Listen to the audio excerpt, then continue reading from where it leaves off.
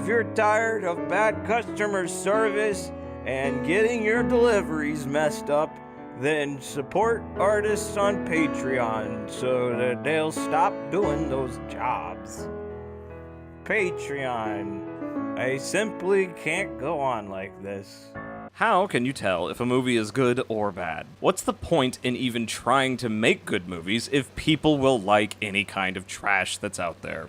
Do you even like this movie, or is it something else entirely? Well, movies have this complicated DNA. They're immensely technical and require tons of logistics, and at the same time, movies are an art form, and it's the only art form that employs all other forms of art. Movies have visuals, music, writing, performing, scheduling, politics, cost, construction, love, romance, and life. So sure, it's pretty complicated to even know what makes a movie good or what makes a movie bad.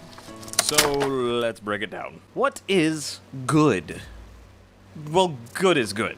Being good, being moral, this obviously isn't what we're talking about, but there's still people who confuse the two. Let's look at Lord of the G-Strings, for instance. That's right, the first movie we're talking about on this channel is Lord of the G-Strings. It's a porn parody about sexy hobbit girls who get fucked and, I don't know, it's a porn. This movie is clearly morally bankrupt, and it's definitely not a good movie, but that's mostly because the production value is so low. I mean, just compare it to the actual Lord of the Rings.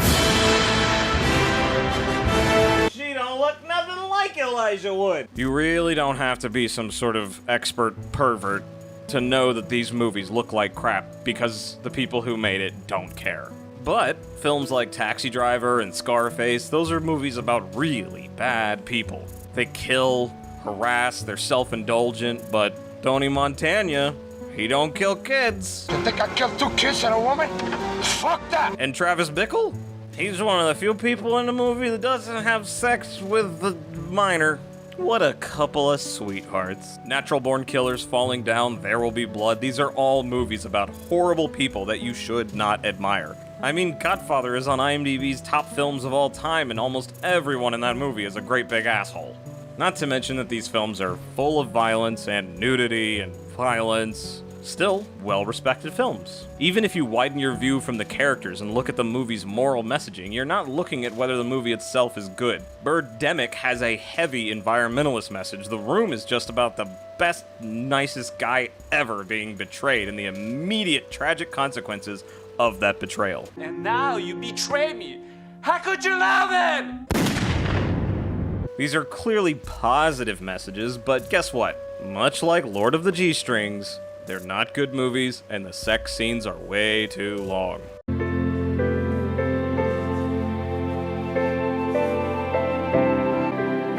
Art is already really subjective enough without including how entirely subjective morality is. Okay, how about critical acclaim? You've seen those little leaf hats on movies that mean someone at a film festival liked a movie, or the Oscars. All of this is people in the industry saying the movie is good. So clap your hands. And they should know, right? They're in the industry. But these same groups never gave a single director award to Alfred motherfucking Hitchcock. And I mean, it's Hollywood.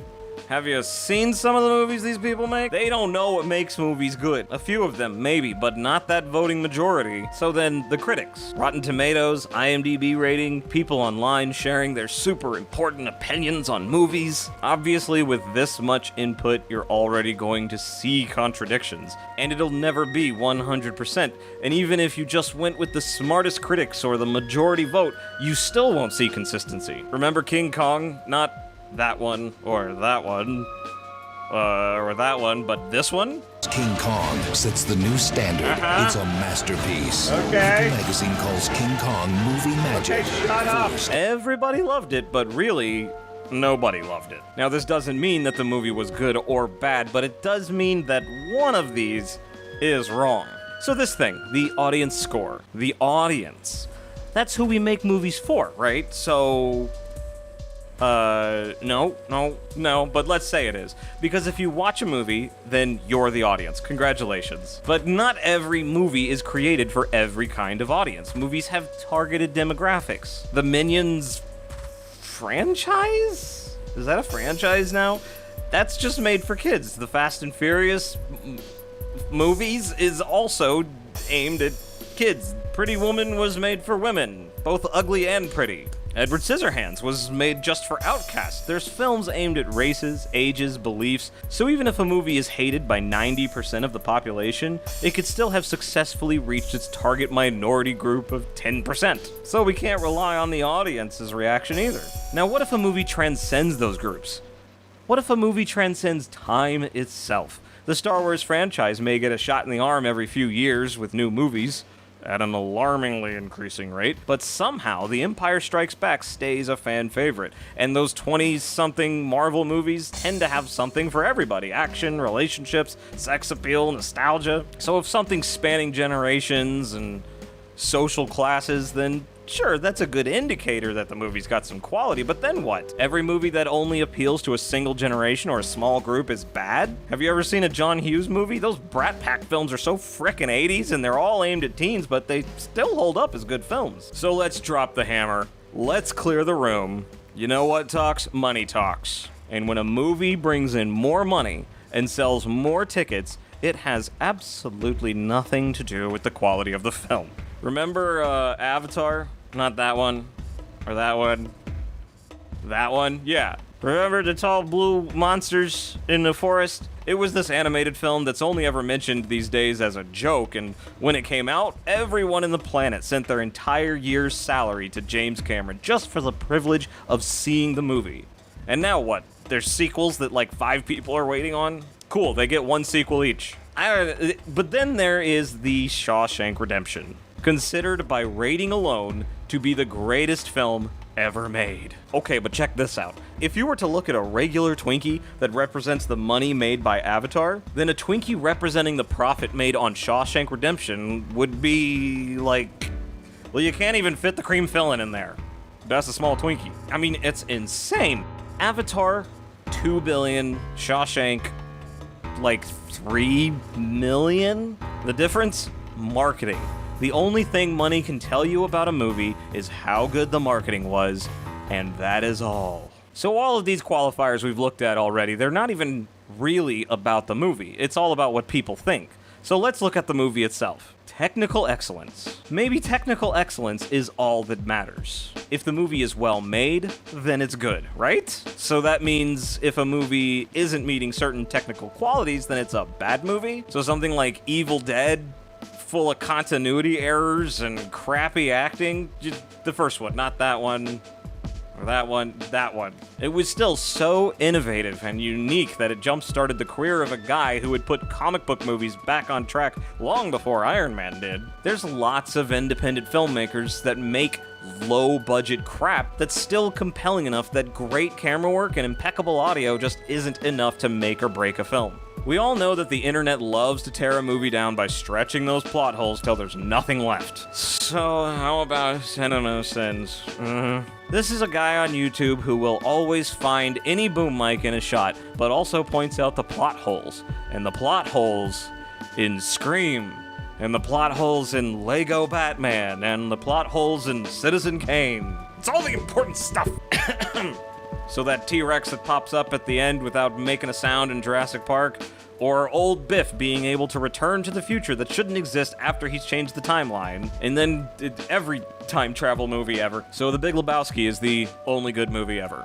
Just, maybe I'm okay with that, but seriously though, there's this big difference between a plot being poorly thought out, like a guy who wants to freeze the world teaming up with a lady who wants to grow lots of plants. Why did they team up?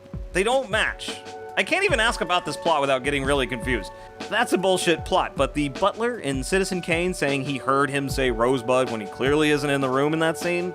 Maybe it's even a minor plot hole, but it certainly doesn't ruin the movie. So let's step behind the scenes. Apparently, if the plot doesn't matter, the technical quality, the audience, the awards, if none of that matters, then maybe all that really matters is that movies are art. And if the artist who made it found the process to be personally rewarding and they at least achieved something for themselves, then it's a good movie. No. I cannot believe you committed suicide. How could you have done this? How could you have committed... The reality is, none of these factors all apply to any movie. But a movie is a thing, and like anything, if most of the parts of that thing are good, then the thing itself is good. So what are the actual parts of this movie thing? Every movie, bare minimum, has a camera. And with the camera comes lighting, the angles, the movement. So that's part one, is the cinematography. But what's the camera pointed at? The visuals, the production design, the practical effects. Movies are a work of fiction, and everything on screen has to sell the idea of what you're watching. Costumes, set decorating, color, every movie has these things in them to some degree. And if it's not a silent film, and most movies in history aren't, then it has sound. Can you hear people talking clearly? Are the sound effects effective? The music, or the lack of music, the mix. And nearly every single film in existence has characters. And those characters are portrayed by actors and stunt artists and extras. And not all performances are the same. Sometimes understated self-expression is appropriate, and other times you want something over the top that lacks all subtlety. And once all that stuff is done, then you can get started on making it watchable. So it's time for post-production. That means a lot of editing, a good bit of color correction, and more often than you'd think, visual effects. So yeah, cinematography, visuals, sound, performances, that's what brings the movie to the screen. That's what gets it into your eyeballs. And if all those things are done well, you could still make a movie that's not worth the film it's printed on. Or the hard drive space that it's taking up. Because that stuff, the tools, and what you see and hear, that's just the shell of the movie, the conveyance that brings the film to you. And this brings us to a really important question. What's the point? So those early Pixar films, for all their computer razzle-dazzle, the filmmakers' mantra was that story mattered first. Story mattered most? They said something about story, that was their priority, was story. And that's how they made audiences everywhere connect emotionally with a toy, a car, a robot, or a fish. But that's still only if you want to reach a broad audience. Then yes, story is important. Other movies may just want to convey a message or make you feel something. There isn't much story to Manchester by the Sea, but it still pulls you in. If you were to take Bill and Ted out of their movies, no one would care about their excellent adventure. So if a movie is character-based but the characters are inconsistent, or if it's about conveying a message and the message is wildly hypocritical, or if it's focused on story and it's got gaping plot holes, then yep, it has failed as a movie. Because all that technical stuff, it just exists to bring the point to the audience. And a movie is only as good as its point. But it's not a movie without those technical things holding it up. But even though we can't really glean much from looking at Neil Breen, we do have to consider the filmmakers. Because if they had a point, if they had a message or a goal, and they achieved that, then we're looking at a well-made movie. There's more innovation and passion and creativity and care that went into the first Star Wars movie, especially when you compare it to Dawn of Justice, which has better special effects and more contemporary acting, but this wasn't exactly a movie that shook the status quo of filmmaking. The intention behind these two movies still counts towards the overall true quality of the film, right? Like, we all know Mozart was an insufferable asshole and Lovecraft was a racist, and we all know that these kind of people can tend to be cultural touchstones that shape the way we think about art. So you don't have to judge an artist's work by the humanity of that artist, but you can definitely look at the artist and judge their work on the artistic merit. Anybody know who Wesley Willis is? I mean, he seems like a nice guy, but his music was... well, it's this. I whip that man's ass. I whip that man's ass. I whip that man's ass. Look, there's no easy answer to what makes a movie good, but that's why we have words like terrible, bad, fine, passable, good, great, amazing. Clerks is a good movie with great characters, passable camera work, and fine editing. Citizen Kane is a great movie with amazing lighting, great acting, and one scene of terrible compositing. And The Avengers? I don't know which one. Age of Ultron. It's a fine movie with good everything and amazing nothings. So there's a lapse in continuity in Jurassic Park, there's a boom mic in American Psycho, there's an out-of-focus shot of Denzel Washington in Manchurian Candidate. This stuff may show up in a movie, but it has to be outweighed by the quality aspects in order to convey the point the filmmakers are trying to make. This is what makes a movie objectively a good movie. Is that wrong? I mean, what if a movie hits all these marks and you still don't like it? Well, let's try out this phrase together for the sake of mental health. I did not like the movie. I didn't like the movie. You know what? I didn't like the movie. I didn't like the movie. You can't go around saying that a movie sucks just because you didn't like it. Not every movie is made for every person. You can not like a good movie, and you can love a bad movie. Maybe you find weird ideas executed poorly to be entertaining, so you love Ed Wood movies. Or you hate weird shit with confusing stories, so you don't like Charlie Kaufman. Those remakes and the sequels and the prequels, sometimes those things can disappoint fans, but still hold together as a good standalone film. And listen to other people who talk about movies they like. Your judgment might be put off by a bad experience or some kind of bias you're not aware of. You could even be let down by a movie just because the marketing has misled you. And yeah, admit a movie has its qualities regardless of its message or how it makes you feel or whether you can relate to it. It doesn't matter. And I promise you, your taste in movies does not define your quality as a person. You can like it just because it entertained you, and you can hate it if it didn't. And for the love of God, don't listen to critics! So this is the questions we're going to be asking as we analyze movies here on Alternate Form.